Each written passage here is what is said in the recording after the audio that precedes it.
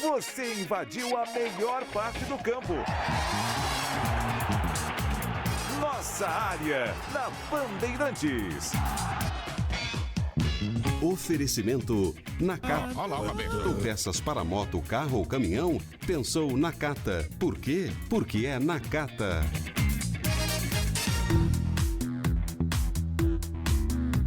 Olá pessoal, boa tarde, estamos juntos sempre para você aqui, é claro, na sua melhor frequência. Muito bom que você esteja a bordo da nossa rádio Bandeirantes. Estamos nesta quinta-feira, 29 de agosto, firmes e fortes por aqui, torcendo para que você possa ir não só no rumo do seu melhor caminho, mas que encontre luz e paz neste caminho que nesta altura do campeonato está sendo traçado, ou por você ou pelo próprio destino. Diria eu que evolução é a palavra de ordem. Buscamos todos esta evolução e é fato. Para que ela aconteça, precisamos encontrar os melhores caminhos. E aí, para que você possa evoluir, todos temos que encontrar também soluções para os problemas. Não tem outra alternativa, todos temos problemas. O fato é esse, não dá para ir contra a ideia de que o problema existe. O fato é, o problema existe, cabe a cada um de nós buscar soluções para estes problemas que são existentes. É fácil colocar a culpa no outro? Óbvio que é bem mais tranquilo você repassar o problema? Óbvio que é, mas infelizmente esta não é a nossa máxima. Infelizmente, esta não é a alternativa. Por quê? Porque o problema normalmente é seu e não é igual a brincadeira do passa-anel, que você vai passando o anel e tenta deixar com que o anel não fique na sua mão. O problema você, infelizmente, na maioria das vezes, não consegue passar, tem que resolver. O difícil é buscar soluções. Difícil é tentar entender que com as soluções você vai evoluir. Normalmente, nós somos pagos para buscar soluções e não para ficarmos aqui achando culpados para os problemas que, invariavelmente, vão estar no nosso caminho. Claro que em todos os nossos caminhos vão existir fatores extra que vão atrapalhar o nosso caminho. Claro que não dá para você imaginar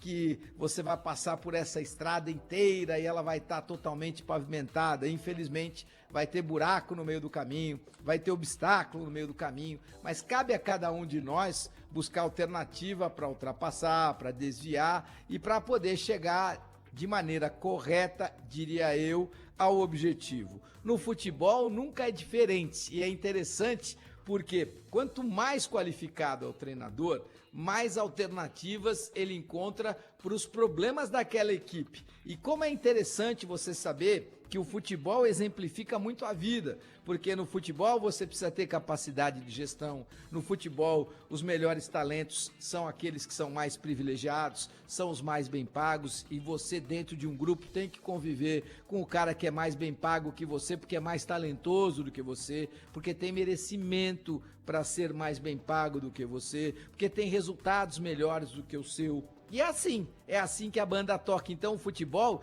exemplifica muito aquilo que acontece na vida. E como em tudo na vida, você tem comandantes e tem comandados.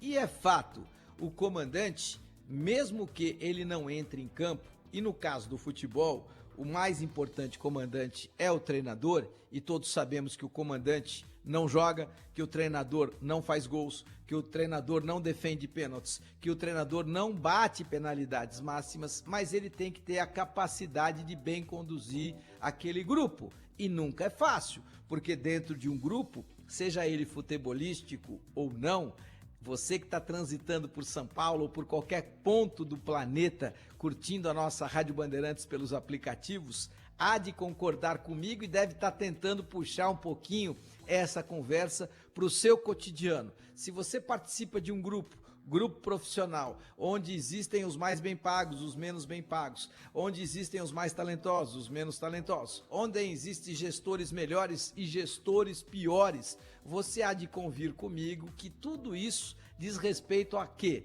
Ao resultado, e você está inserido ali. Se você não for o principal comandante, e a maioria de nós não é, você está inserido num contexto de tentar entender o que é que precisa ser feito para que o melhor objetivo possa ser alcançado. É muito interessante essa colocação e dentro do futebol ela é muito evidente. Eu, há bastante tempo, bato na tecla aqui de que o Tite evoluiu, que ele tinha piorado desde o momento que saiu do Corinthians, desde o momento que voltou da Arábia Saudita, onde ele também tinha sido vitorioso comandando equipes árabes, tendo a ideia de que quanto menos riscos eu correr, mais chances terei de conquistar. Foi assim que ele ficou historicamente conhecido como o mais importante treinador da vida do Corinthians. Foi assim que ele ganhou o Brasileiro, Libertadores e Campeonato Mundial, comandando o quê? Comandando a equipe corintiana de maneira reativa,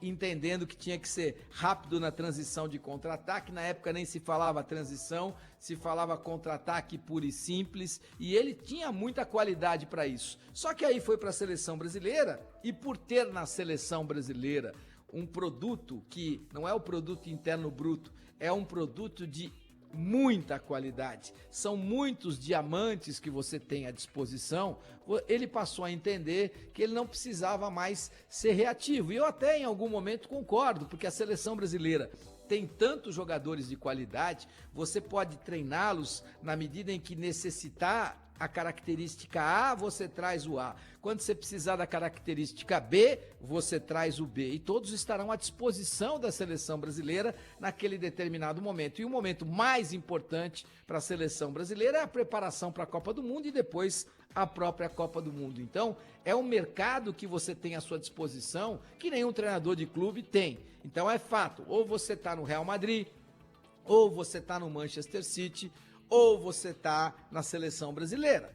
Não tem muitas outras alternativas. Hoje, talvez, se você estiver na seleção espanhola, você talvez tenha tantas alternativas quanto a seleção brasileira, quanto o Real Madrid, quanto o Manchester City. Mas são pouquíssimos caras no mundo.